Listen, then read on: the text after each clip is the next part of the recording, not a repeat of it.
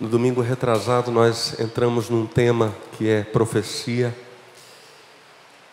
a partir daquele conhecido e poderoso texto que aparece em Joel capítulo 2 e é citado por Pedro em Atos capítulo 2, na descida do Espírito Santo. Vossos filhos e vossas filhas profetizarão, diz Deus, vossos mancebos terão visões, vossos velhos sonharão sonhos. Haverá sinais no sol, na lua e nas estrelas, e todo aquele que invocar o nome do Senhor será salvo. Nós vimos que se o ministério profético vem por algum motivo suprir a lacuna da voz de Deus, da experiência humana de ouvir Deus falar, é verdade que esse ministério, então por isso mesmo, por causa de sua função no mundo, tem alguns grandes pressupostos, e o primeiro deles foi: o profeta nada possui, nada tem por si mesmo. A palavra do profeta, ou a palavra profética, é palavra divina.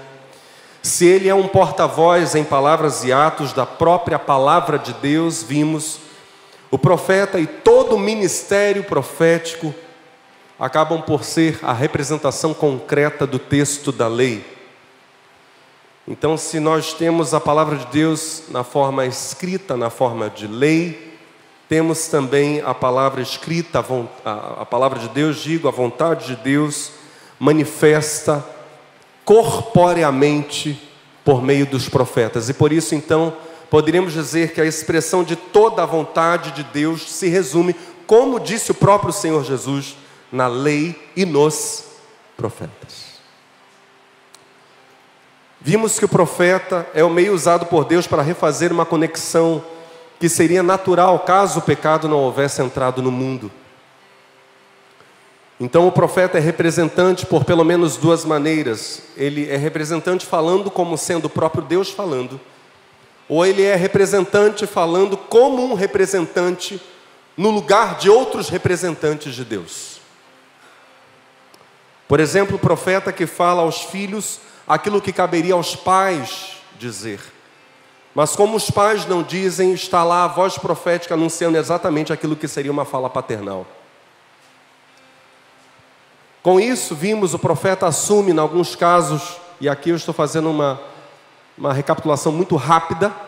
Voltando então, o profeta assume o lugar, por vezes, de pai, de irmão, muitos outros papéis naturais. O profeta é frequentemente visto como um elo familiar.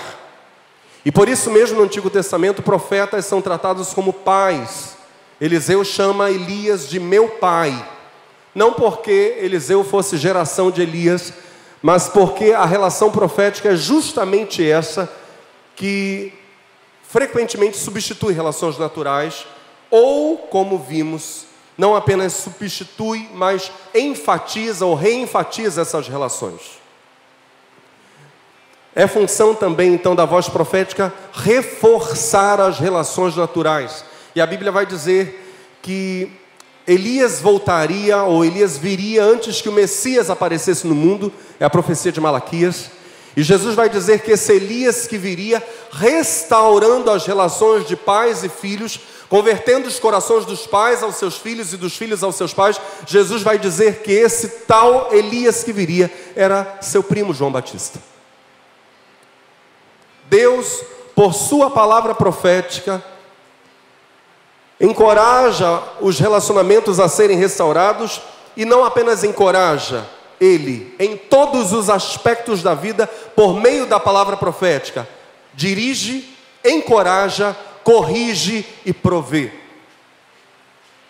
E nós vimos, ou começamos a ver, que a palavra profética provê também de duas maneiras: abençoando ou ordenando.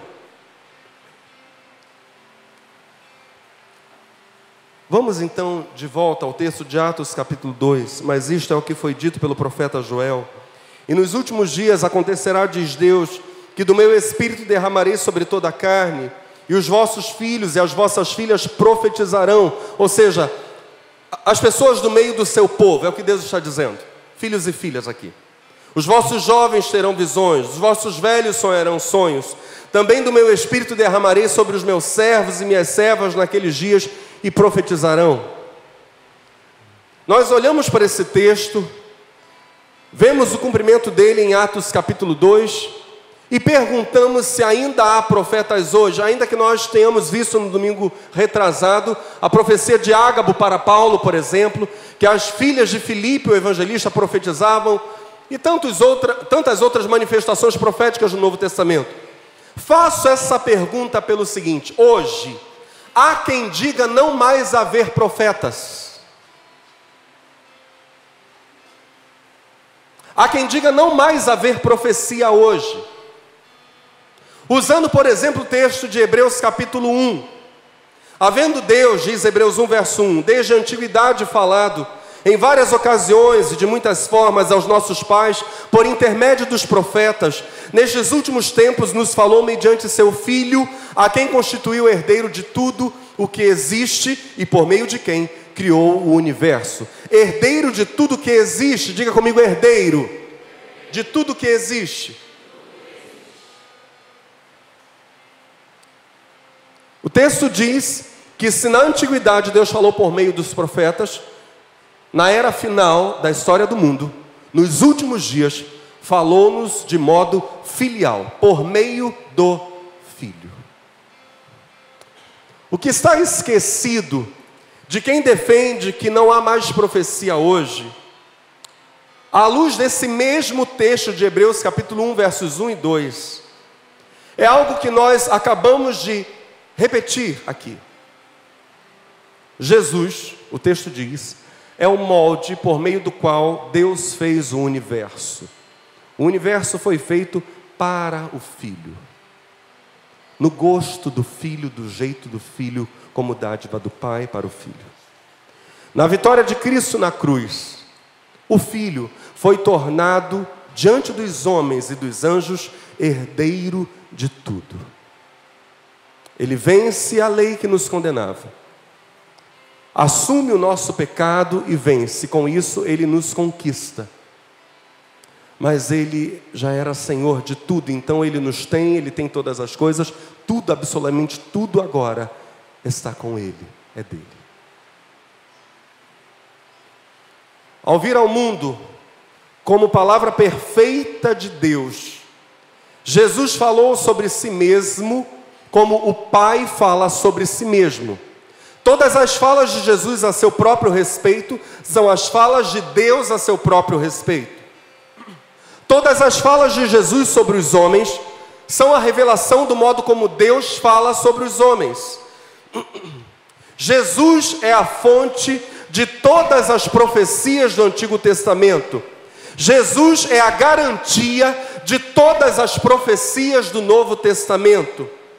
Toda, absolutamente toda a profecia, já que Cristo é herdeiro de absolutamente tudo, toda a profecia, toda a palavra de Deus, toda a manifestação da vontade ou do saber de Deus, tudo isso dá testemunho de Jesus, ou melhor, o objetivo de toda a profecia, o objetivo final é dar testemunho de Jesus, porque Ele, Jesus, é o herdeiro de tudo.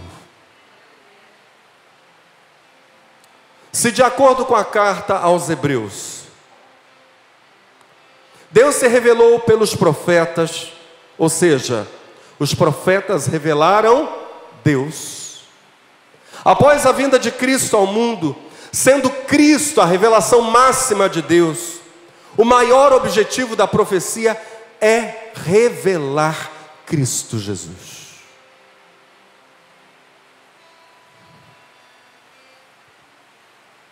Os profetas vieram para revelar Deus. Cristo veio, se tornou herdeiro de tudo, inclusive da profecia. As profecias agora, e na verdade desde sempre, mas agora isso fica patente, fica visível, elas têm o propósito maior de revelar Jesus.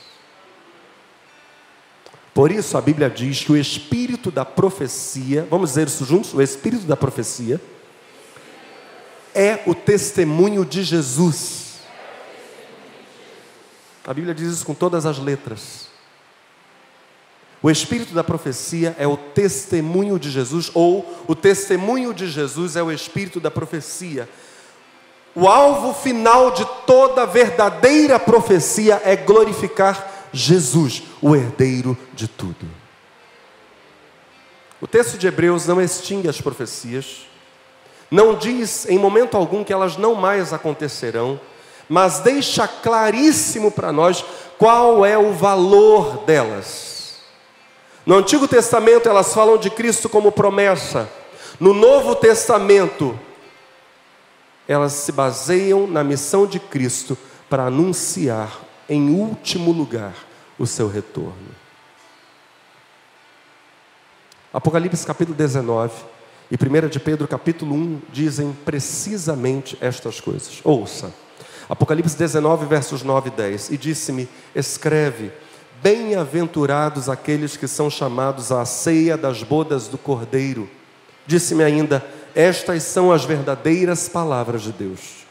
Então me lancei a seus pés, João faz isso diante do enviado de Deus, um anjo. Então me lancei a seus pés para adorá-lo. Mas ele me disse, olha, não faças tal, não faça isso, João. Sou conservo teu, ou seja, sirva a Deus junto contigo, ao teu lado. Sou conservo teu e de teus irmãos, que têm o testemunho de Jesus. Adora a Deus, pois o testemunho de Jesus é o espírito da profecia. Eu estou aqui diante de você, João, anunciando as coisas que estão por vir, falando em nome de Deus, a palavra de Deus, entregando a você um recado profético com um propósito: dar testemunho de Jesus. Adora a Deus.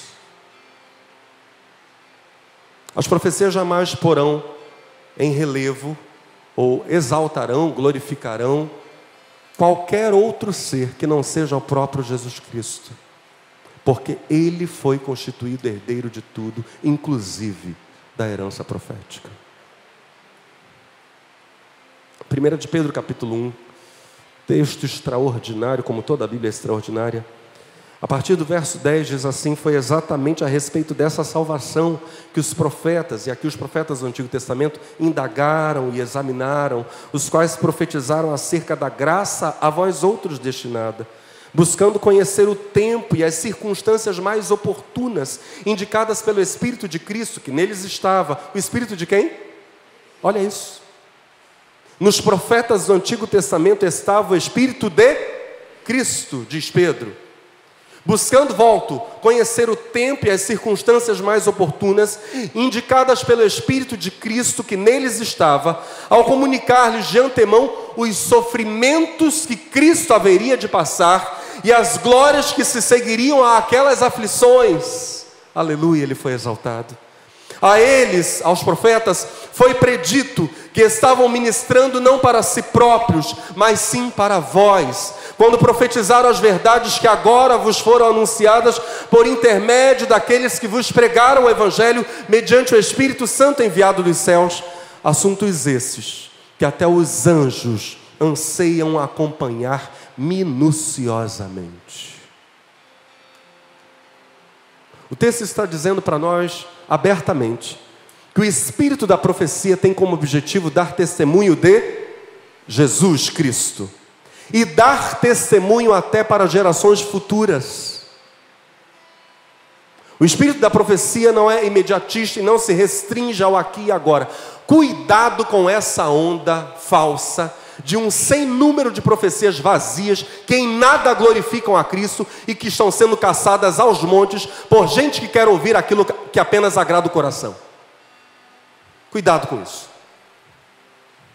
Hoje há uma enxurrada de falsas profecias no meio chamado cristão. Mensagens pseudoproféticas que em nada, absolutamente nada, glorificam a Cristo. Cuidado com isso. A profecia nem está presa ao imediato, nem está presa à glorificação do ego humano. O alvo da profecia, inclusive para gerações futuras, diz a palavra de Deus, é pôr Jesus Cristo no centro, assim como Ele é centro deste culto nesta noite aqui. É Jesus o centro. Não é nenhuma outra coisa. Muitos profetas, diz o texto, anunciaram coisas que não se cumpririam em seus dias. Eram palavras para um futuro, por vezes um futuro longínquo. Exemplo clássico na Bíblia é a profecia de Daniel. Então eu, Daniel, olhei, esses que estavam em pé diante de mim, outros 2 anjos. Eu estou lendo o capítulo 12, a partir do verso 5. Vou fazer alguns saltos aqui. Um na margem de cá, do rápido rio Idekel, ou Tigre, e outro da margem de lá. 2 anjos. Então um deles falou ao homem vestido de linho que estava rio acima: quanto tempo passará antes que se cumpram todos estes eventos extraordinários?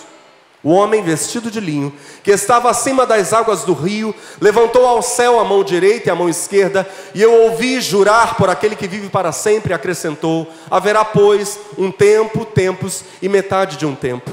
Quando a fragmentação do poder que está nas mãos do povo sagrado for completada, como está determinado, então, em seguida, tudo se cumprirá e estará determinado, ou estará terminado, digo. Eu ouvi, diz Daniel, indaguei.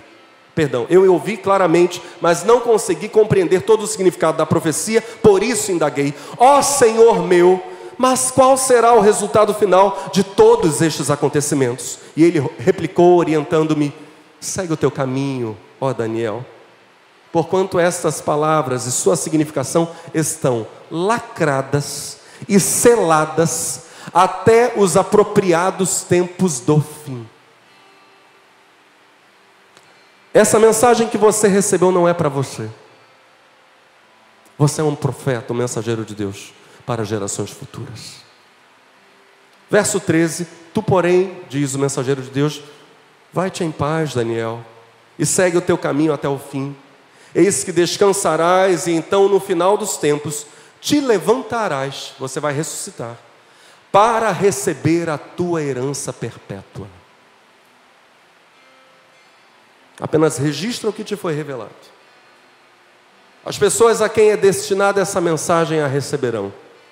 Você segue o teu caminho. A pergunta que a gente faz diante disso é, então, por quê? Se muitas vezes, como disse Pedro, e agora a gente viu exemplificado na vida de Daniel, os profetas falaram coisas, os profetas do Antigo Testamento, que sequer se cumpririam nos seus dias, eles não estariam vivos para ver os cumprimentos. Muitas dessas profecias aconteceram literalmente séculos depois de serem enunciadas. A pergunta que nós fazemos é, então, por que eles as anunciaram? A pergunta que nós já temos por enquanto é esta: para que a geração ou as gerações futuras, as gerações que testemunhassem os eventos que foram preditos pelos profetas, pudessem claramente identificar, olha só, volto à fala de Pedro, claramente identificar o Messias quando ele se manifestasse. Estamos juntos no pensamento?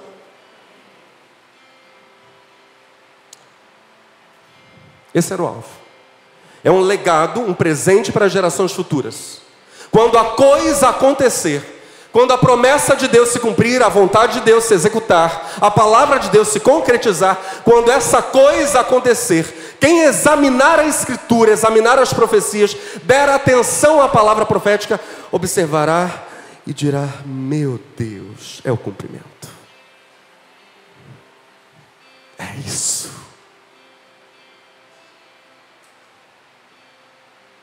Mas nós precisamos fazer outra pergunta então. Ora, por que Deus não deixou para anunciar o Messias apenas quando ele chegasse, anunciando profetas mesmo?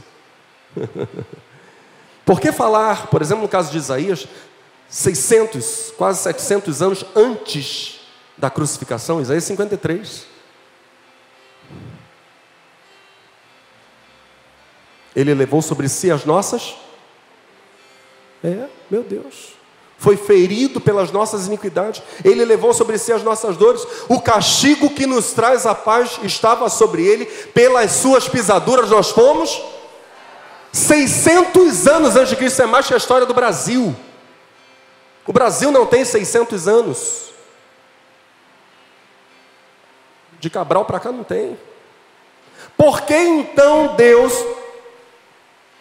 não deixou para anunciar, olha, vejam, esse é o Messias? Os profetas não precisariam fazer predições, mas apenas no futuro, quando a palavra se cumprisse, quando o Salvador chegasse, os profetas de dias futuros diriam: eis o vosso rei, o vosso Salvador, ó Israel. Isso é a linguagem dos salmos, eu estou citando os salmos aqui agora. Eis o vosso rei. Os profetas não fizeram apenas isso, e Deus não levantou apenas homens nos tempos de Cristo. E Deus não apenas levanta pessoas quando se cumprem determinados planos dele para dizer isso é o plano dele, mas Deus frequentemente antecipa as coisas, diz, muito antes de elas se cumprirem, que elas virão à existência. Por um motivo bem simples. As profecias unem gerações em torno da palavra de Deus, fazendo dos antigos e dos contemporâneos dos atuais um só povo. A profecia é um elo espiritual. Estamos juntos? No caso de Jesus Cristo e as profecias sobre a vinda do Messias, os profetas precisavam anunciar a vinda do Salvador, porque o Salvador também era o Salvador dos antigos profetas. O Messias era a esperança deles, e é nessa esperança que eles encontraram salvação.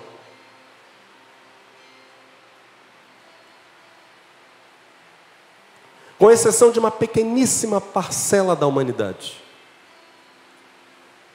Pequeníssima. Aqueles homens e mulheres que testemunharam o ministério terreno de Jesus.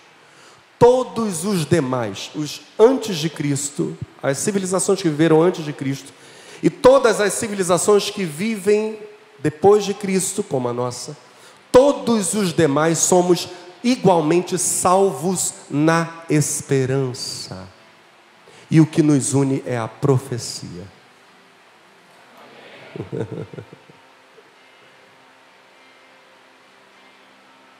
Apenas uma pequena parcela da humanidade viu o ministério terreno de Cristo. Apenas uma pequena parcela não foi salva na esperança, mas na concreção da vinda do Messias. A vinda concreta. Todos os demais são salvos na esperança. Todos os demais não viram, mas creram, e por isso são bem-aventurados. Depois que 72 discípulos de Jesus voltaram de uma missão para a qual ele mesmo os enviou, Jesus, diz a Bíblia, exultou. E na sua exaltação ou exultação, por exemplo, em Lucas capítulo 10, fica claríssimo o que nós acabamos de dizer. Vejam só, leio a partir do verso 21. Naquele mesmo momento, quando voltam os 72, dizendo das maravilhas que tinham acontecido só de usarem o nome poderoso de Jesus. Naquele mesmo momento, Jesus, exultando no Espírito Santo, exclamou: ó Pai, Senhor do céu e da terra, louvo a Ti, pois ocultaste estas verdades dos sábios e cultos e as revelaste aos pequeninos. Amém, ó Pai, porque Tu tiveste a alegria de proceder assim. Tudo me foi entregue por meu Pai. Ninguém sabe quem é o Filho a não ser o Pai. E nenhuma pessoa sabe quem é o Pai, senão o Filho, e aqueles a quem o Filho o desejar revelar. Então, vem aqui, meu amor, por favor. A Bíblia diz que Jesus olha, fica aqui de ladinho, amor. Jesus olha fixamente para os discípulos. Então, mirando os seus discípulos, declarou-lhes em particular: bem-aventurados são os olhos de quem vê as revelações que vós vedes. Pois vos asseguro que muitos profetas e reis almejaram ver o que estáis vendo, mas não viram, e ouvir o que ouvis, e não ouviram. Obrigado, meu bem. Categoricamente, poucos não foram salvos pela esperança, mas pela concreção das coisas. Todos nós antecedentes e sucessores, todos somos salvos na esperança. Todas as gerações anteriores e todas as posteriores à primeira vinda de Cristo, somos chamados a esperar e crer com fé. Os primeiros esperaram a primeira vinda. Agora todos nós esperamos a segunda vinda do Messias. A profecia, lá atrás e depois de Cristo, preste muita atenção. A profecia uniu a todos nós em torno da pessoa de Cristo e continuará a fazê-lo até que Ele volte. O espírito da profecia, que é o testemunho de Jesus, é o elo que une todas as gerações de salvos em todos os tempos. Esse caráter claramente profético está apontado da palavra, por exemplo, na ceia do Senhor. Esse é o caráter claramente profético apontado na ceia do Senhor. Diga comigo, a aliança será confirmada. E aqui eu estou falando de aliança no sentido de aliança de casamento mesmo. A aliança será confirmada. Diga comigo, a união, o conhecimento parcial se tornarão totais. O que a gente está dizendo é que a união parcial com Cristo, porque nós não estamos de modo absoluto unidos a Ele ainda, agora conhecemos em parte, diz Paulo. 1 Coríntios capítulo 13. Agora conheço em parte. Mas então, quando Ele se manifestar, ou quando vier o que é perfeito, conhecerei como também sou conhecido. Essa união que ainda não é absoluta em todos os sentidos, esse conhecimento que ainda não é absoluto em todos os sentidos, essas experiências com Deus que ainda são parciais, tornar-se-ão totais na volta do Senhor. O noivado irá se transformar em casamento. É isso que a Bíblia diz. O noivado com Cristo virará casamento, uma fusão em que seremos um só espírito com Ele. Lembremos do caráter profético da ceia. Pois eu recebi do Senhor o que também vos entreguei. Que o Senhor Jesus, na noite em que foi traído, e uma pausa aqui. O apóstolo Paulo é quem está escrevendo esse texto, 1 Coríntios capítulo 11, orientando como deveria ser celebrada a ceia do Senhor. Parece que Paulo diz essa expressão aqui, o Senhor Jesus, na noite em que foi traído. Parece que Paulo diz isto com um propósito muito claro, até o final do texto. É como se Paulo estivesse afirmando, ora, Jesus foi traído. Quebraram a aliança com Ele, mas Ele, Jesus, jamais fará o mesmo. Parece que Paulo está dizendo isso. Vamos à continuação do texto. O Senhor Jesus, na noite em que foi traído, tomou o pão e logo após haver dado graças, o partiu e disse: isto é o meu corpo que é dado por vós. Fazei isto em memória de mim.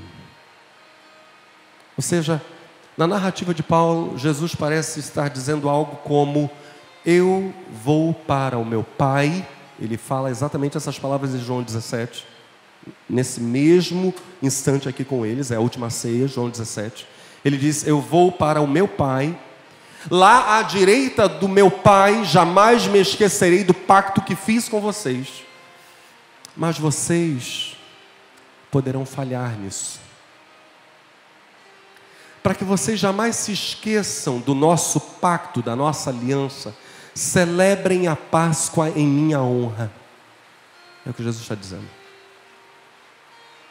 Essa é a impressão que a gente tem lendo o trecho de Paulo. E a gente prossegue do mesmo modo, diz Paulo, depois de comer, ele tomou o cálice e declarou: este cálice é a nova aliança no meu sangue.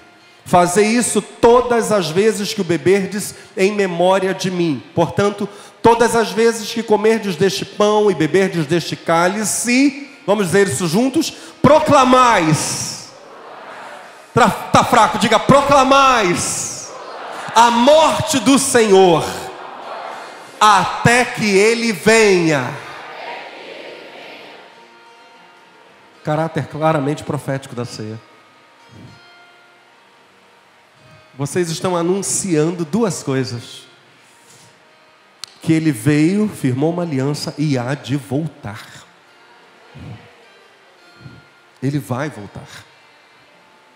Ora, se a profecia do Antigo Testamento, acima de qualquer coisa, anunciava os dias do Messias, para que quando esses dias chegassem, Israel cresce, olhasse para o texto profético, olhasse para a palavra de Deus, comparasse com a vida, com as palavras do Messias, com os atos do Messias e dissesse: é o cumprimento.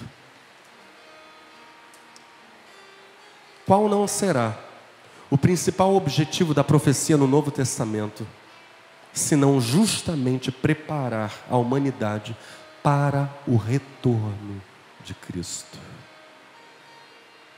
para o encontro com Ele? Diante disso, fica evidente para nós a importância fundamental da exortação do apóstolo Paulo no final de uma das cartas dele, que é de longe uma das mais proféticas. Paulo fala muita coisa do futuro, não que profecia apenas se refira ao futuro, mas referir-se ao futuro como palavra de Deus só pode ser profecia. Uma das cartas mais proféticas de Paulo é justamente essa, a primeira carta de Paulo aos Tessalonicenses. Ele encerra com uma exortação que tem tudo a ver então com as coisas que estamos vendo. Antes de ir para a exortação, vamos a um trecho da profecia de Paulo em 1 Tessalonicenses capítulo 4. A partir do verso 15 o apóstolo escreve: afirmamos a todos vós, pela palavra do Senhor, que nós, os que estivermos vivos quando se der o retorno do Senhor, certamente não precederemos os que dormem nele, ou seja, aqueles salvos que já morreram. Não, nós não vamos subir antes deles. Não é isso que irá acontecer, diz Paulo. Pois, verso 16, dada a ordem, com a voz do arcanjo e o ressoar da trombeta de Deus, o próprio Senhor descerá dos céus e os mortos em Cristo ressuscitarão primeiro. Logo em seguida, nós, os que estivermos vivos sobre a terra, seremos arrebatados como eles nas nuvens para o encontro com o Senhor nos ares. E assim estaremos com Cristo para sempre. Consolai-vos, portanto, uns aos outros com estas palavras, diz Paulo. Consolem-se, animem-se. Quando os irmãos estiverem tristes, vamos dar uma pausa aí, filho, por favor. Quando os irmãos estiverem tristes, quando estiverem cabisbaixos, lembrem-se, não vão ficar aqui. Nós temos um encontro para estar para sempre com o Senhor. Não vai ser sempre aqui.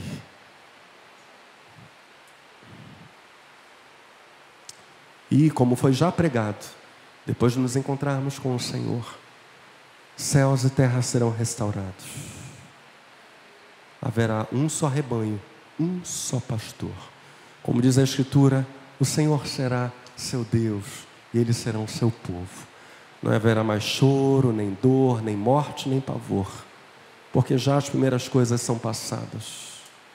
Nós aguardamos novos céus e nova terra, nos quais habita a justiça. Tudo será refeito. Paulo diz isso aqui em 1 Tessalonicenses capítulo 4, dizendo: meus irmãos, consolem-se. Ele diz: há algo glorioso para acontecer. Vocês não precisam ficar destruídos, desanimados, arrasados em meio às lutas. E a gente olha para esse texto e diz: meu Deus, que palavra poderosa, que grande preparação essa palavra vai produzir. Mas aí Paulo, no capítulo 5 desse mesmo livro, dessa mesma carta, vai dizer: Verso 19: não apagueis o Espírito. Não trateis com desdém ou não desprezeis as profecias. Mas examinai todas as evidências, retende o que é bom. Observa que a profecia que anuncia grandes bênçãos pode ser desprezada. Ao longo da primeira carta de Paulo aos Tessalonicenses, ele muito mais consola do que qualquer outra coisa. É uma das cartas da alegria. Ele muito mais consola que exorta, que repreende. Mas mesmo a profecia que anuncia grandes bênçãos pode ser tratada com desdém. Sabe por quê? Porque é da natureza humana desprezar toda e qualquer palavra de Deus. Não é só a palavra de repreensão, a dura, a de correção. Negativo. A natureza autônoma do homem, pecaminosa, que puxa para baixo, esse desejo de viver por si e guiado por si, essa tendência pecaminosa e má da raça humana, ela nos faz, inclusive, querermos desprezar as palavras de bênção e acharmos que pelo nosso próprio braço a gente consegue alcançar aquilo que só seria alcançável por meio de ação divina.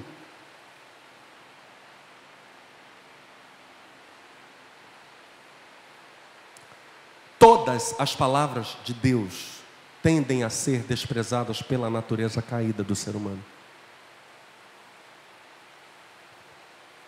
O ser humano tende a pensar que escapará do juízo, que apenas os outros são injustos, enquanto ele ou ela é justo ou justa.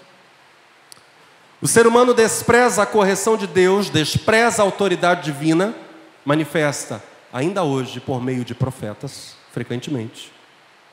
De igual modo, o ser humano despreza as promessas em sua natureza carnal, natural, despreza as promessas, volta a dizer, achando que por sua própria força consegue alcançar tudo o que necessita, incluindo aquilo que só o braço de Deus pode realizar. O problema é que a palavra de bênção, chegar e abençoar alguém, por exemplo, é uma palavra eminentemente profética, ou seja, ela não pode ser solta sem que Deus a tenha falado.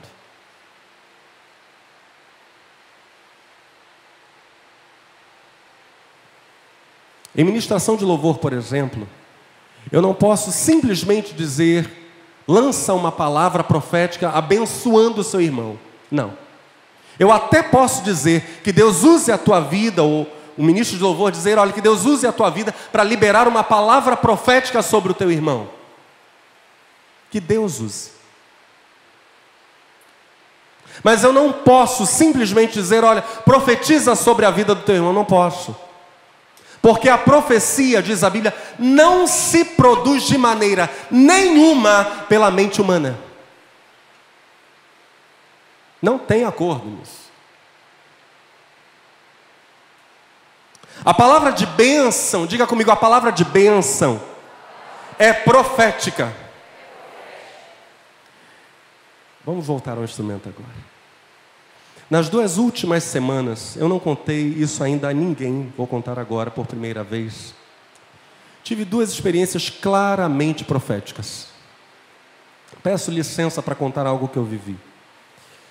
Na primeira, fui procurado por uma autoridade da cidade. Aquela autoridade, que é uma autoridade cristã, expôs o problema e nós fomos orar. Enquanto eu orava de modo bem específico por aquele problema, por aquele pedido, aquela autoridade, a quem eu amo muito, dizia, seja feita a tua vontade, somente a tua vontade.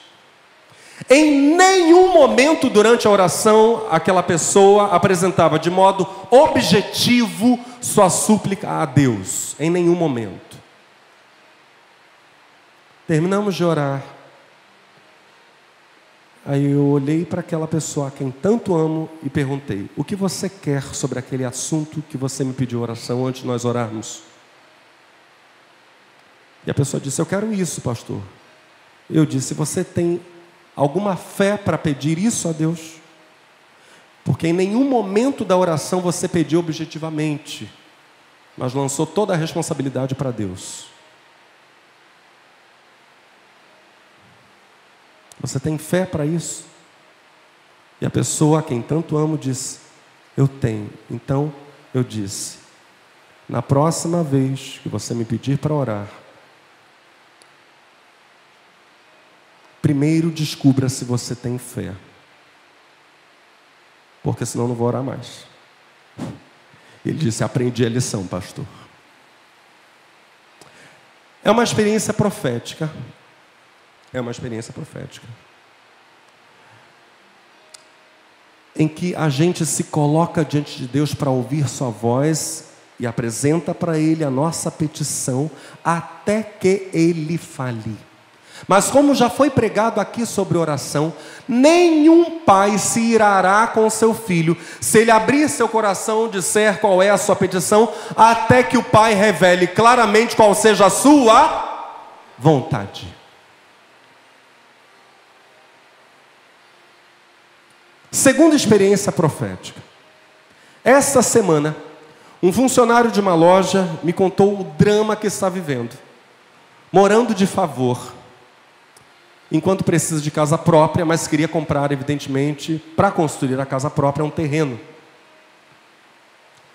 Quando aquela pessoa que também é cristã, aquele funcionário, me falou isso na hora, dentro da empresa, o Espírito Santo veio sobre mim e eu me contive. Eu sentia toda a presença do Senhor, ou a presença do Senhor, digo, percorrendo todo o meu corpo. Eu estava parado, eletrizado, parado, olhando para Ele. E eu perguntei para ele: você crê que o Senhor pode abrir essa porta hoje? Ele disse: sim, eu creio. E a minha carne arrepiada, não estou dizendo que é só essa manifestação física que a gente tem na presença de Deus, não, tá bom? Não há um padrão para essas coisas. Olhei para aquele jovem cristão e disse: que o Senhor abra essa porta e seja feito conforme a sua fé, em nome de Jesus. 2 dias depois, precisamente 2 dias depois, eu precisei procurá-lo. Ele me abraçou, e deu um sorrisão dizendo: pastor, naquele dia eu saí daqui da empresa, eu e minha esposa fomos ver o terreno, ela gostou, o negócio está fechado e daqui a 6 meses a gente começa a construir.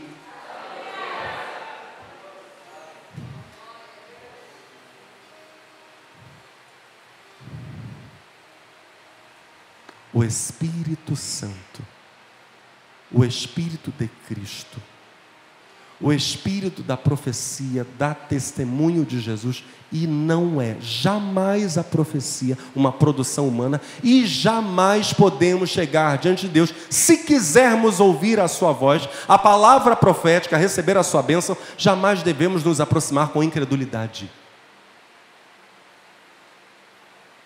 A palavra de bênção é manifestação profética, só pode ser impetrada se Deus primeiro a inspirar.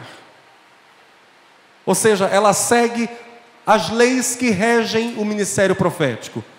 Primeira lei que nós citamos aqui hoje: o profeta nada tem em si mesmo, o profeta nada fala por si. Agora olha só, frequentemente a Bíblia não diz, a Bíblia se omite em afirmar que Deus mandou um profeta fazer isso ou aquilo. Por exemplo, não está explicitamente dito, no início do diálogo de Elias com a viúva de Sarepta, não está explicitamente dito que foi Deus quem mandou Elias dizer para ela: traz para mim a água, e quando ela está indo, ele dá um grito e diz: traz também um pequeno bolo para mim, e depois prepara um bolo para você e para o seu filho. Não está explícito no texto que foi Deus quem mandou Elias fazer esses pedidos à mulher. Mas na continuação do texto, pela reação dela, fica claro. Ela percebeu, e Elias já sabia, que tudo aquilo tinha sido ordem do Senhor. Elias não fez nada daquilo da sua cabeça. Eu vivi uma experiência, e eu não queria ficar contando experiências minhas na área da profecia hoje, mas não teve jeito. Eu estava olhando para alguns momentos aqui da mensagem, dizendo, meu Deus, eu vou ter que contar algumas coisas que estão ligadas à profecia. Alguns irmãos aqui já conhecem essa história.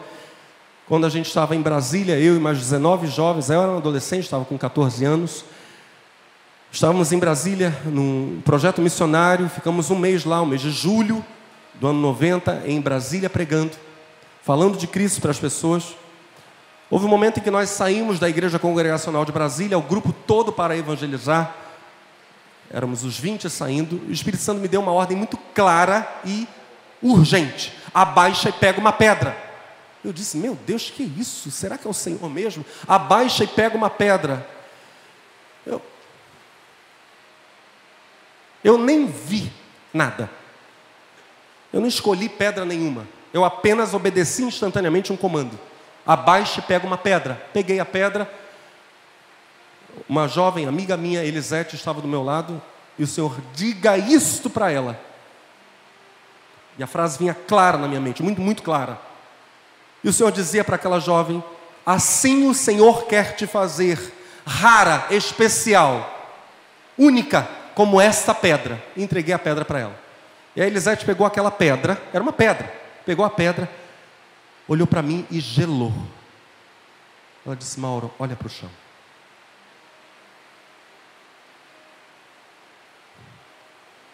Aquela pedra era como se fosse uma pedra preciosa com um brilho singular, cristalina, no meio de um monte de pedras comuns de obra. Eu e Elisete ficamos caçando. Elisete, que isso, Elisete? Ela, Mauro, só tem ela.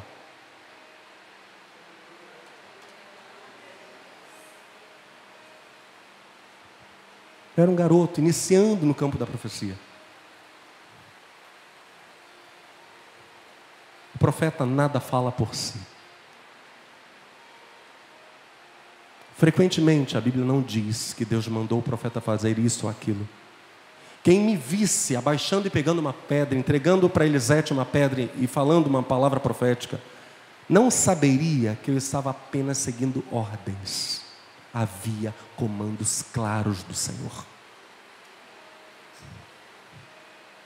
Nada de invencionice, nada de revelamento, profetada, nada disso.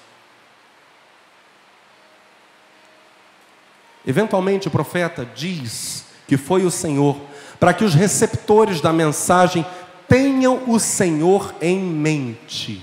Agora preste atenção.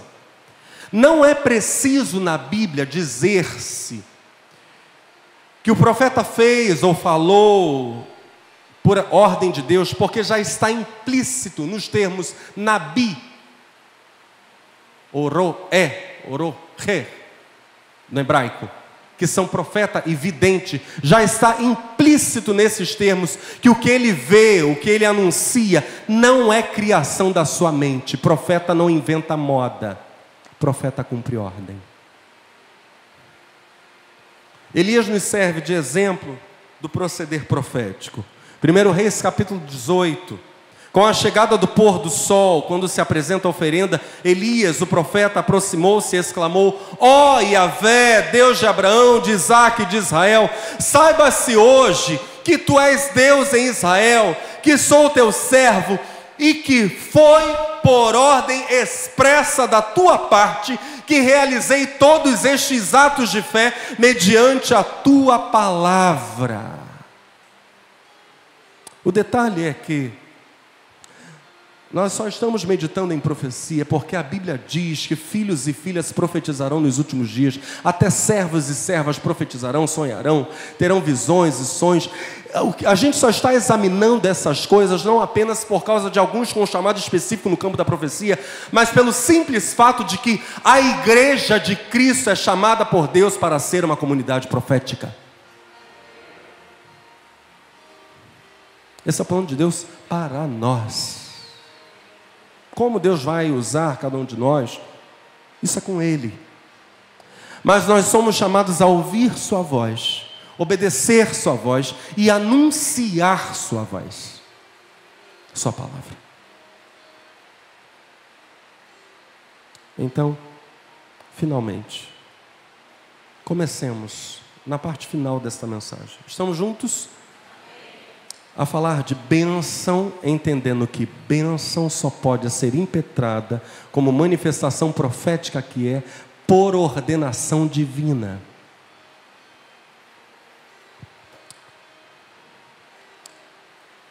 Pensemos em bênção, lembrando que as verdadeiras bênçãos, e eu sempre enfatizarei isso, só vêm até nós por causa de Jesus Cristo. As bênçãos sobre Israel necessariamente se aplicam à igreja, porque em Cristo nós somos descendentes de Abraão, herdeiros da promessa feita por Deus ao pai da fé, e como vimos há 2 semanas, Abraão foi também o primeiro profeta bíblico.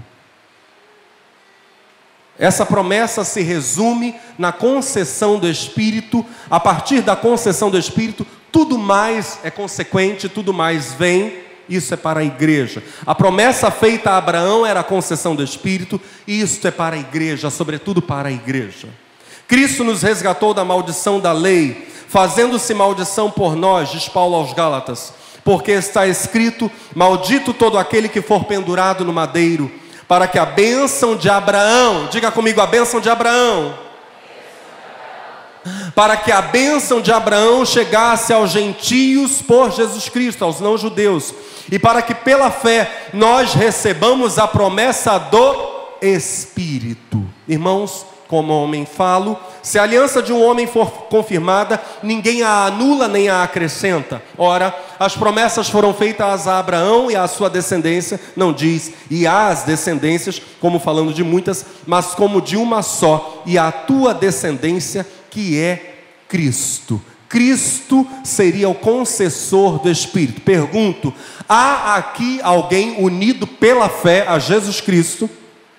Se há alguém aqui unido pela fé a Jesus Cristo, significa que esse alguém é herdeiro do Espírito, portanto, herdeiro de todas as promessas feitas a Abraão. É o que Paulo está dizendo aos Gálatas. Aleluia. Se as promessas e a bênção de Israel são de Cristo, todos os que estão unidos a Cristo são herdeiros de todas essas promessas e bênçãos. Cristo é o representante de todos aqueles que creem. Quantos aqui creem?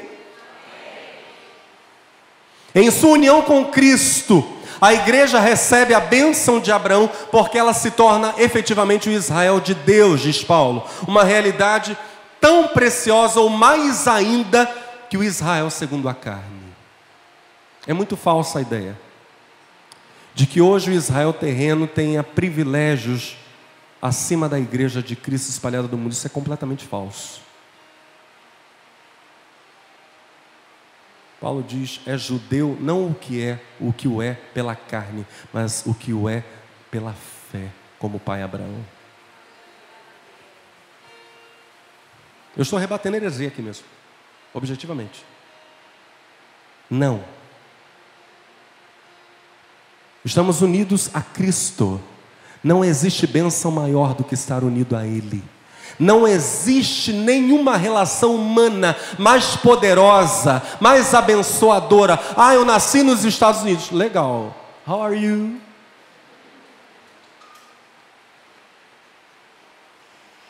Ah, eu nasci em Israel. Que bênção, que lindo.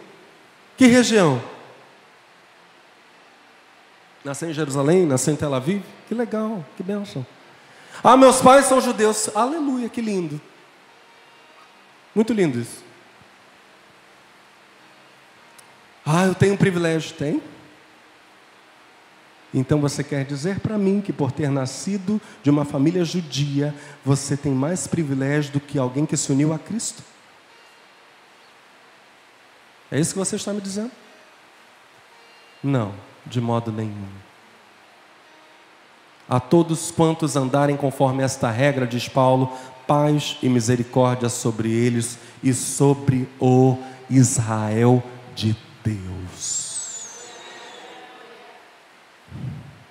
O Israel de Deus.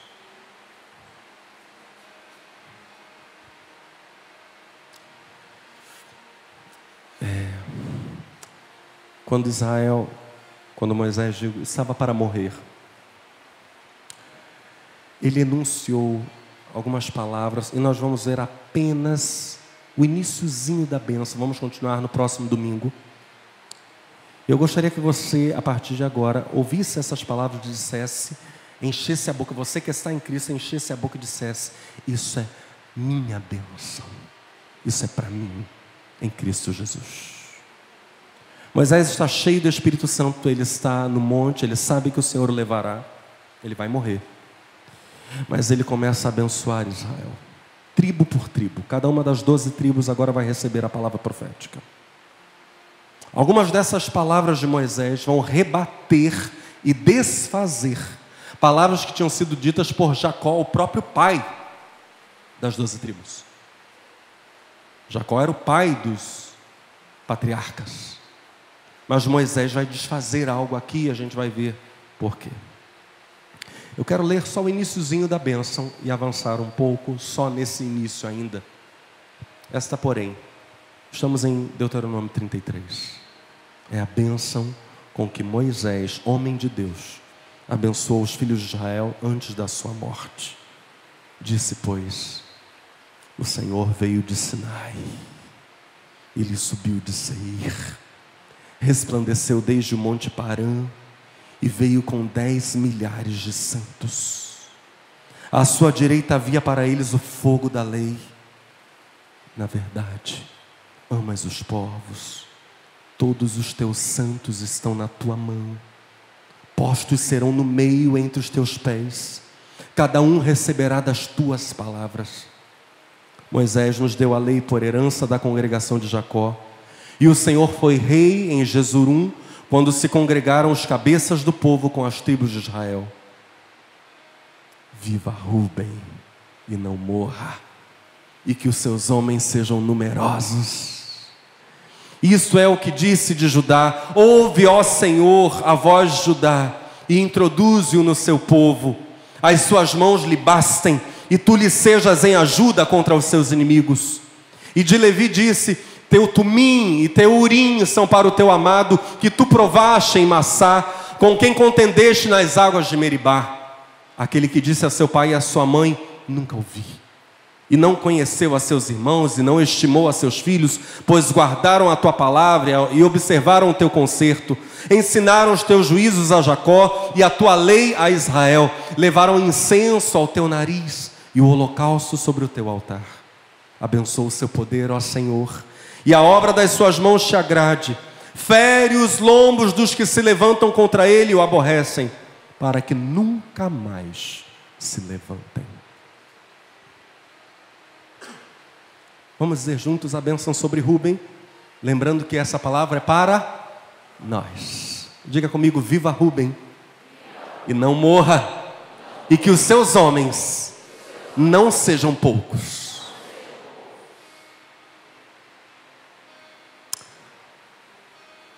No passado nós já meditamos nesse texto, e nessa sequência final da mensagem nós meditaremos novamente com algumas novas compreensões. Primeiro, Jacó tirou de Rúben, o primogênito, a bênção da primogenitura, porque Rúben teve relações sexuais com Bila, concubina de Jacó. Como Rúben desonrou seu pai de um modo terrível, antes de morrer, Jacó diz: não, a primogenitura não fica com Rúben. Agora, Moisés, inspirado por Deus, parece colocar uma pedra sobre o passado negro de Rúben. O Rúben que desonrou seu próprio pai. E se a gente olhar para Gênesis 35 e para Gênesis 30, a gente vai ver que essa desonra ela é agravada com o contexto histórico. Gênesis 35 diz o seguinte, verso 19: assim morreu Raquel, e Raquel era a esposa preferida de Jacó. Das duas esposas, Raquel e Lia, a preferida era Raquel, numa época em que a poligamia em Israel era comum. Assim morreu Raquel e foi sepultada no caminho de Efraim. Até aqui a gente ainda nem tem Israel propriamente dito, né? Que em nossos dias se chama Belém. Jacó erigiu uma estela sobre seu túmulo. É o conhecido marco do túmulo de Raquel que existe até hoje. Depois Israel partiu dali e armou seu acampamento adiante de Migdal-Éder, a torre de vigia do rebanho. Ou seja, Jacó, ou Israel, está viúvo de Raquel. Agora olha o verso seguinte. No tempo em que Israel habitava naquela região, ou seja, Migdal-Éder, a torre de Éder, a torre de vigia. No tempo em que Israel habitava naquela região, Ruben teve relações sexuais com Bila, concubina de seu pai. Assim que Israel soube disso, ficou muito irado. Talvez, não está claro isso para nós, mas talvez, Jacó ainda estava no luto de Raquel, quando seu filho mais velho o desonrou. E isso ainda mais se agrava, o ato soa ainda mais grave, se nós nos lembrarmos que Bila foi dada como mulher, como concubina a Jacó. Ela era uma serva de Raquel. E foi dada por Raquel como mulher, como concubina para Jacó. Ou seja, Ruben usurpa uma dádiva de Raquel, a esposa preferida e falecida de Jacó. Isso é profanar o leito do pai, hein?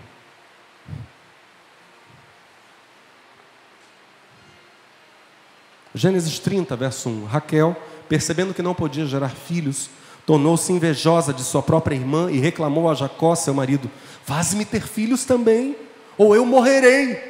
Jacó irou-se contra Raquel e retrucou-lhe: acaso estou eu no lugar de Deus, que te recusou a maternidade?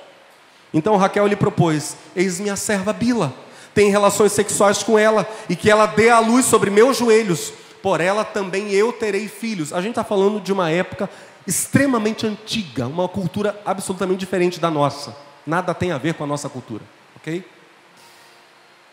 Raquel lhe deu, pois, como mulher sua serva Bila, e Jacó deitou-se com ela. Bila concebeu e deu à luz um filho para Jacó. Raquel exclamou: Deus me fez justiça, ele me ouviu e me deu um filho. Ou seja, o filho da serva para Raquel é filho de Raquel. Por isso ela lhe deu o nome de Dan. Bila, a serva de Raquel, engravidou mais uma vez e deu a Jacó o segundo filho. Então declarou Raquel: eu lutei contra a minha própria irmã as lutas de Deus e prevaleci. E ela o chamou de Naftali. Ora, a igreja é a comunidade da vida. Viva Ruben e não morra. Esse moço que talvez fosse digno de morte. A igreja é a comunidade da vida e comunidade da clemência.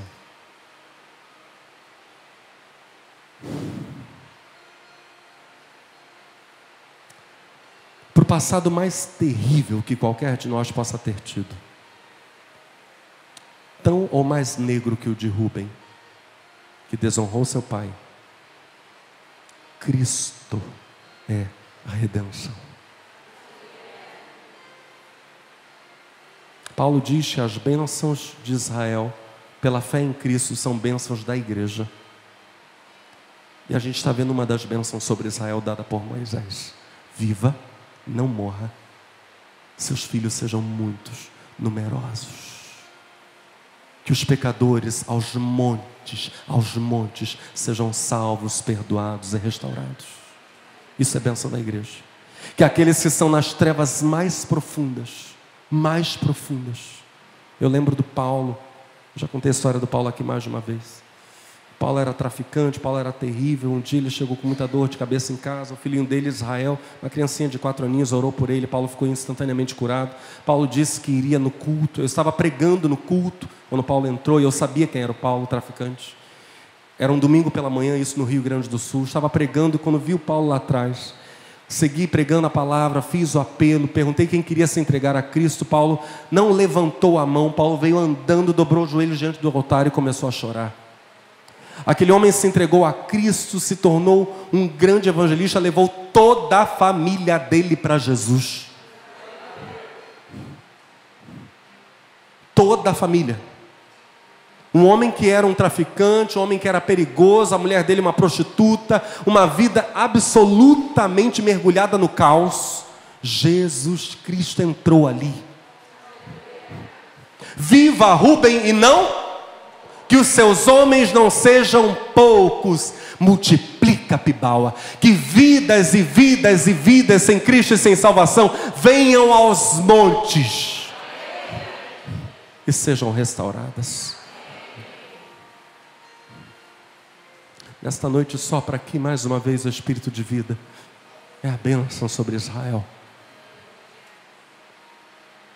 E isso é o que disse de Judá: ouve, ó Senhor, a voz de Judá, e introduze-o no seu povo, as suas mãos lhe bastem. Olha para o seu irmão e diz que a tua mão tem a força. A bênção agora é que Deus abençoe a tua mão com, e você vença todo o inimigo.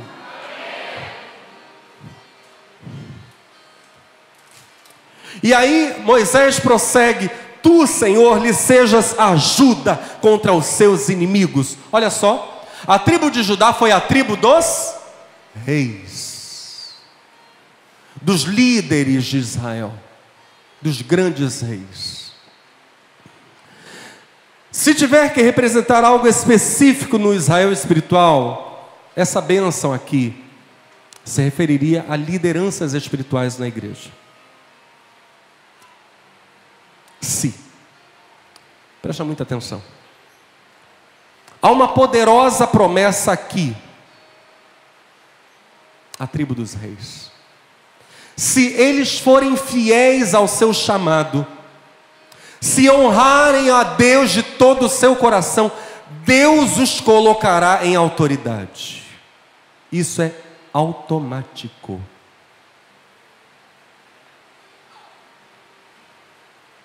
Não será inveja, não será vaidade, não será rebeldia. Tem gente aí abrindo igreja porque não consegue ser ovelha, né? Aos montes. Não tem um espírito manso, pastorear, vai lá e abre uma portinha. Coisa terrível, coisa maligna, né, gente? E aí vai se reproduzindo esse espírito rebelde, submisso, intratável, esse caráter intratável. Isso vai sendo reproduzido aos montes. Essa doença. Não vai ser, de acordo com a bênção sobre o Judá, não vai ser nem inveja. Ah, fulano tem uma posição ali, tem um título, tem um negócio ali, eu também quero aquilo. Meu Deus. Que motivação horrível. Errada. Recentemente a pessoa está aqui. Recentemente eu disse para uma pessoa: olha, nós tivemos a Reforma Protestante em 1537, Martim Lutero, afixando as 95 teses na porta da Catedral de Wittenberg. Tivemos o avivamento wesleyano, 1700 e alguma coisa, 1730 e pouco, reavivando a visão de santidade, uma vida separada, consagrada a Deus. Com o Martim Lutero, você tem um retorno à Escritura. Inclusive a Bíblia vai ser produzida em larga escala pela imprensa de Gutenberg, para que as pessoas possam lê-la, ter acesso à palavra. Você tem a Reforma Protestante com Lutero, você tem o avivamento wesleyano no século XVIII, você tem o avivamento pentecostal, nascido a partir de ex-membros de Igreja Batista em Los Angeles, no início do século XX, 1901. Na década de 90, vou falar isso abertamente, isso está sendo filmado. Na década de 90, o movimento pentecostal e neopentecostal sofreu um grande declínio. Não estou falando de declínio numérico, eu estou falando de declínio moral e espiritual. Quando aquilo que começou como uma busca pelo poder de Deus, virou uma sede insaciável pelo poder humano.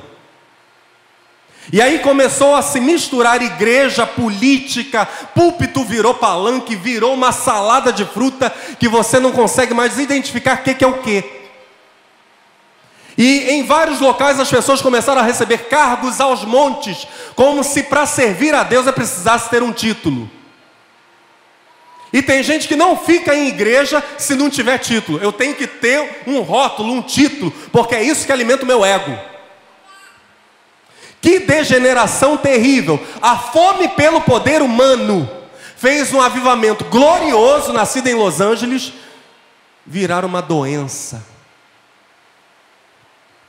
A nossa oração nessa noite, claro que isso não é para todo mundo, claro que há exceções a essa regra, mas eu estou falando sobre uma visão geral. A nossa oração aqui nessa noite é que aqueles que uma vez experimentaram o fogo genuíno do Espírito Santo, por causa da saudade desse santo fogo, voltem à beleza do primeiro amor. E abandonem essa sede insaciável pelo poder humano. O reino de Deus não é feito de títulos, o reino de Deus é feito de servos. Gente que pegou a sua cruz e diz: Jesus, eis-me aqui. Só isso. É só isso. Apenas isso. Nada, nada, nada além disso. Amém? Quem quiser vir após mim, disse o Senhor, negue-se a si mesmo, tome cada dia a sua cruz e siga-me. Acabou. Esse é o Evangelho.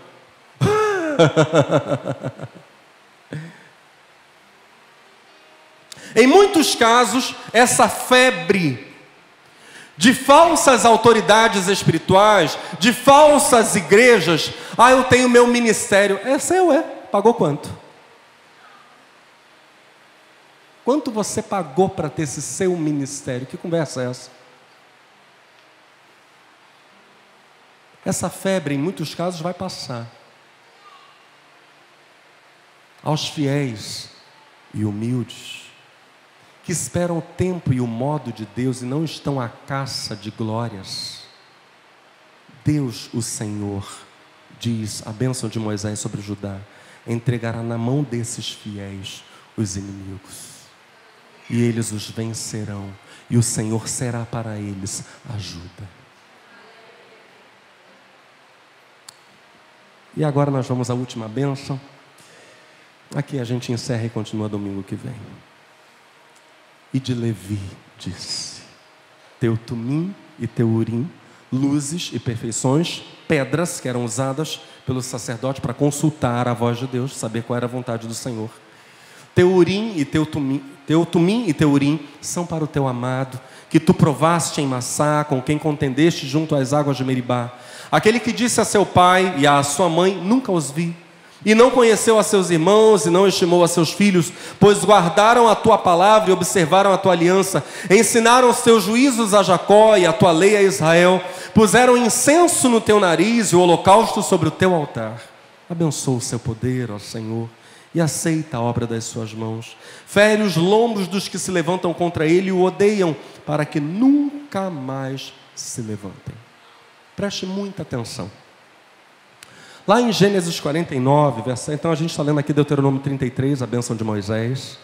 Lá em Gênesis 49, verso 7, Jacó tinha amaldiçoado Simeão e Levi. O próprio pai os amaldiçoou. Não entrem no conselho desses dois, que o meu espírito de Jacó, que a minha alma não entre na união ou na reunião de Simeão e Levi. E Jacó lança essa palavra terrível porque Simeão e Levi assassinaram os homens da cidade de Siquém. Nós pregamos sobre isso recentemente, por causa do estupro de Diná, sua irmã. Só que o ato deles foi absolutamente desproporcional, pregamos isso aqui, foi uma maldade muito grande. Lá na mensagem, o Deus de José, o ato deles foi desproporcional, foi cruel, foi muito mal, e por isso Jacó os amaldiçoou. Mas, em Êxodo 32, de 25 a 29, Levi se redime. E Moisés agora na bênção cita essa redenção de Levi. Agora, como Levi se redimiu?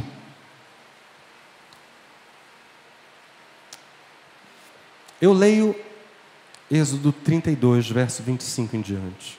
Moisés viu que o povo estava desenfreado, porque Arão os havia abandonado à vergonha no meio dos seus inimigos. Moisés ficou de pé no meio do acampamento e exclamou, deu um grito: quem for de Yahvé, venha até mim. Todos os filhos de Levi se reuniram em torno dele. Então ele proclamou: Moisés, assim diz o Senhor Yahvé, o Deus de Israel. Então o povo estava mergulhado em culto pagão, adorando bezerro. Moisés diz: assim diz o Senhor Yahvé, o Deus de Israel, agarre cada um de vós sua própria espada, percorra o acampamento todo de tenda em tenda e mate seu irmão, seu parente, seu amigo e seu vizinho. Os filhos de Levi fizeram tudo segundo a palavra de ordem proferida por Moisés, e naquele dia morreram mais de 3.000 homens do povo. Moisés então declarou aos levitas: hoje passastes pela prova de matar os vossos próprios filhos e irmãos, e dessa maneira vos consagrastes como sacerdotes ao serviço de Yahvé, o Senhor. É aqui que nasce a escolha da tribo de Levi como tribo sacerdotal, viu? É por este ato. Hoje, volta à leitura, passastes pela prova de matar os vossos próprios filhos e irmãos, e dessa maneira vos consagrastes como sacerdotes ao serviço de Yahvé, o Senhor. E porque vos submetestes a isso, Deus vos deu neste dia uma grande bênção. Meu Deus. Porque a tribo de Levi não amou mais parentes que a Deus, então eles puderam exercer o sacerdócio.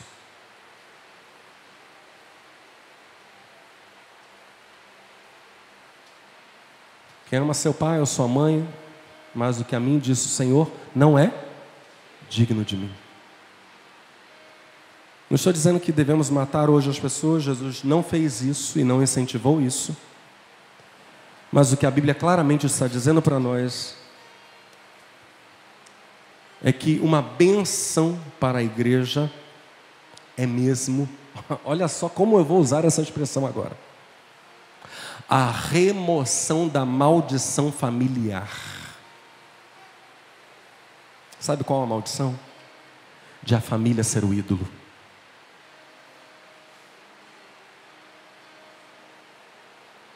A igreja é livre disso. Para o cristão, família não é ídolo. Cristo é Senhor.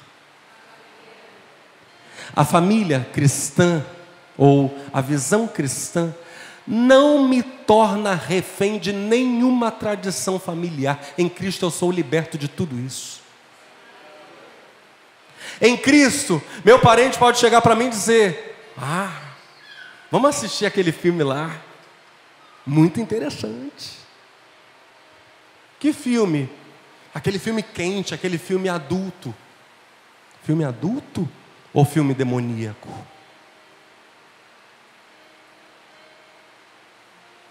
Em Cristo, nós somos absolutamente livres dessas prestações de contas dentro da família e podemos dizer: não, Jesus me salvou, Jesus me comprou. Isso aí não é para mim não, isso aí é passado na minha vida. E um passado que não volta mais. A igreja de Jesus Cristo é livre para viver como, diga comigo, família de Deus. Cadê as noivas de Jesus aqui? Temos aqui alguma irmã querida ali, aleluia. Alguma irmã querida que é noiva de Jesus de Nazaré? Não vai trair o noivo.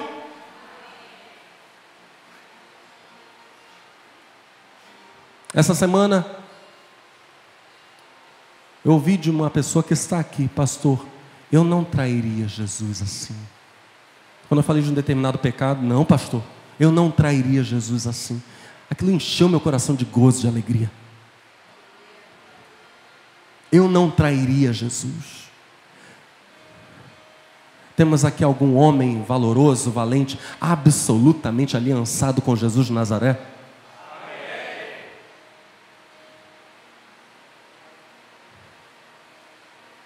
Aí o parente diz: não, mas você pode ir ao mercado comprar comida, mas não pode ir na igreja cultuar porque lá tem Covid. Você diz: hã? Você está de brincadeira? Se é para zombar de Deus, seja mais objetivo. Diga: Deus não protege ninguém, mas o mercado e a pança são um Deus maravilhoso que protege todo mundo. Seja honesto. Hoje a gente está vendo muita coisa que é ateísmo disfarçado. A teologia tem nome para isso. O nome para isso é ateísmo prático. No discurso eu digo crer, na prática eu mostro que não creio.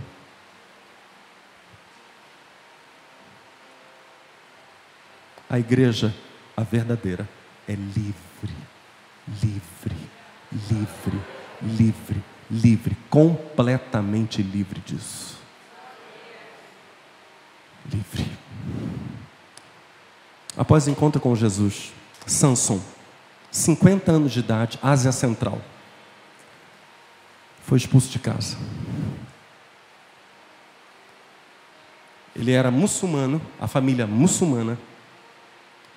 Antes de se converter, quando ele viu um cristão, ele mesmo conta para a Missão Portas Abertas, esse testemunho só tem 4 meses, ele mesmo conta, que quando ele via um cristão, ele atravessava para o outro lado da rua, ele não queria ficar nem perto, como muçulmano. Mas ainda assim ele tinha um amigo cristão, que pregava para ele dizendo que Jesus era o Salvador. Mas aí ele dizia para esse amigo que ele não acreditava que um homem pudesse ser o Salvador. Ele dizia que Jesus era apenas um profeta. Durante 1 ano, Samson e esse cristão se encontraram 2 vezes ao mês para discutir religião. Todos os dias, Samson andava 40 minutos para chegar até o trabalho numa cidade remota na Ásia Central. E um dia, iniciando a caminhada, gente, eu estava olhando para esse testemunho dizendo: nosso Deus é tremendo, é maravilhoso. Aqui a gente está falando sobre a bênção de a igreja ser livre de prisões, de maldições familiares.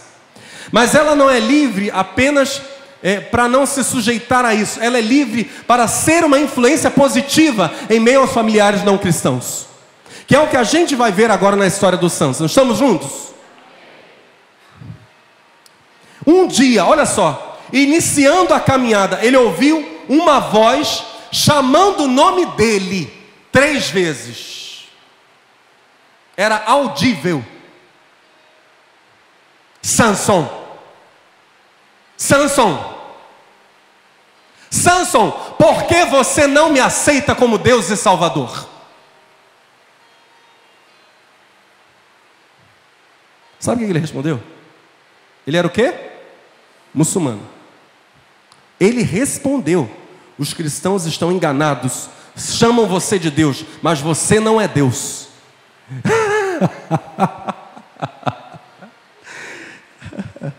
Responder isso para a voz audível. Então a voz seguiu. Você acredita em Deus? Ele disse que sim. A voz disse: um dia você o encontrará. O que você terá feito por ele? Você ora 5 vezes por dia, mas precisa orar a mim. Pare agora e ore a mim.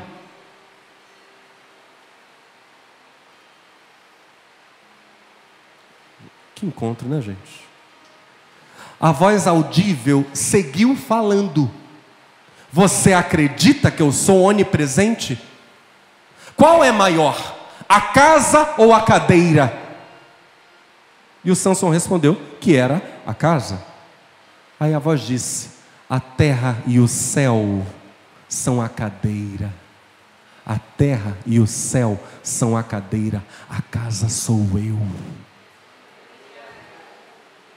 Porque a terra é o suporte dos meus pés e o céu é o lugar do meu trono. Eu sou tão maior, porque você escolheu Alá. Eu sou um Deus de amor. Eu vim e morri por você. Jesus está fazendo uns negócios incríveis dentro do Oriente, né, gente? Meu Deus. São sonhos com Isa, que é Jesus em árabe. Meu Deus. Aleluia. Sabe quanto tempo a conversa durou? É contado no testemunho da Missão Portas Abertas, missão seríssima que auxilia a igreja perseguida ao redor do mundo. São mais de 50 países atendidos por eles. A Missão Portas Abertas conta no relato que a conversa durou 40 minutos. No final, Samson enfim percebeu.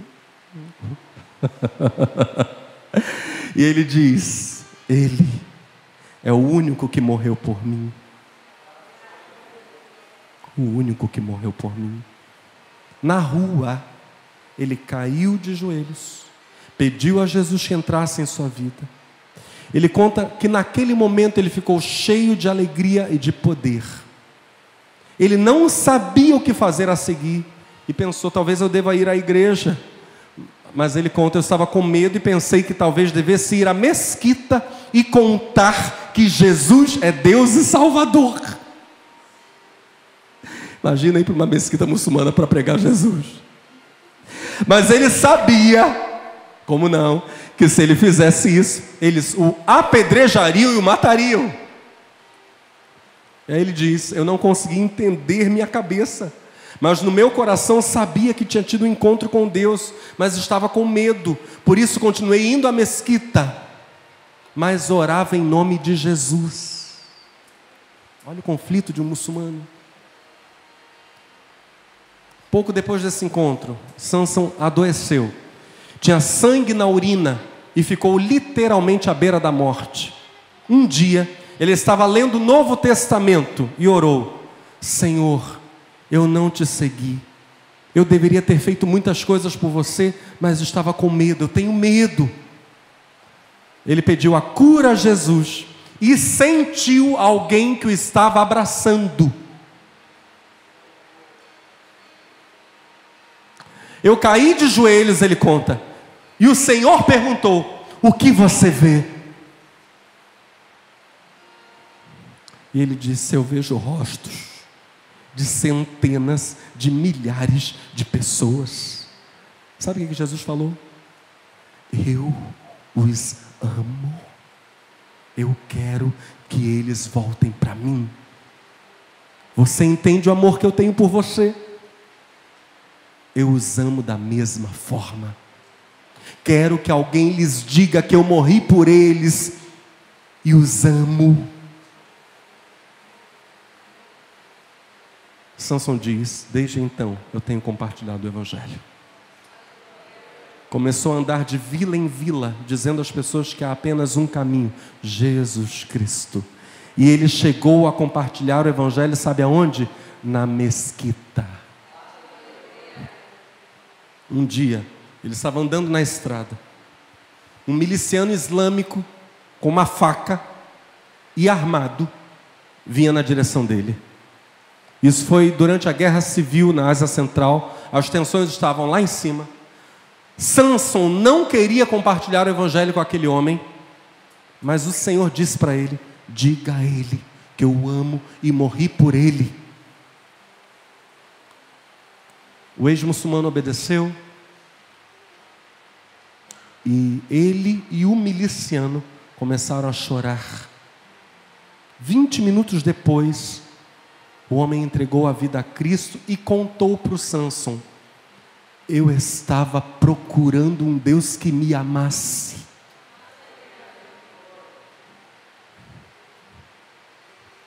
Eu estava caçando isso. Eu queria um Deus que me amasse. Samson disse que continuou a pregar.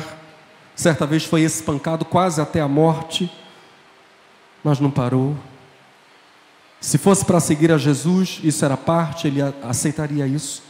Contou que depois disso os pais, da conversão, os pais, parentes, líderes islâmicos locais se reuniram para descobrir o que fazer com ele.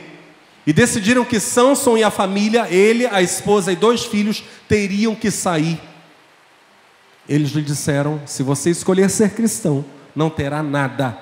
escolha o Islã e aqui será a sua casa. Aí Sansão foi expulso, foi amaldiçoado pelo pai e disse para o pai: hoje você não está me afastando, está me enviando para o meu ministério. Ainda assim, esse irmão de 50 anos de idade comprometeu-se a ir à casa dos pais uma vez por semana para fazer qualquer limpeza ou trabalho manual de que eles precisassem por pelo menos 12 meses. Ele fez isso, os pais não lhe davam comida nem água, e todos os dias a família, incluindo irmãos e irmãs, zombavam dele, a família zombava dele, mas ele continuava indo. Depois de 1 ano, a bênção para nós é serem quebradas as maldições. Depois de 1 ano, indo à casa dos pais para servi-los, suportando zombaria, a irmã dele se entregou a Cristo. Depois de 1 ano e meio, o irmão dele se entregou a Cristo. Seus pais, há 4 meses pelo menos, ainda não eram cristãos, mas agora o protegem em vez de maltratá-lo. Esse é o nosso chamado. A abençoarmos nossas famílias, dizendo para eles e testemunhando que Jesus Cristo é mesmo, na prática, nosso maior amor. Por favor, fique de pé no seu lugar.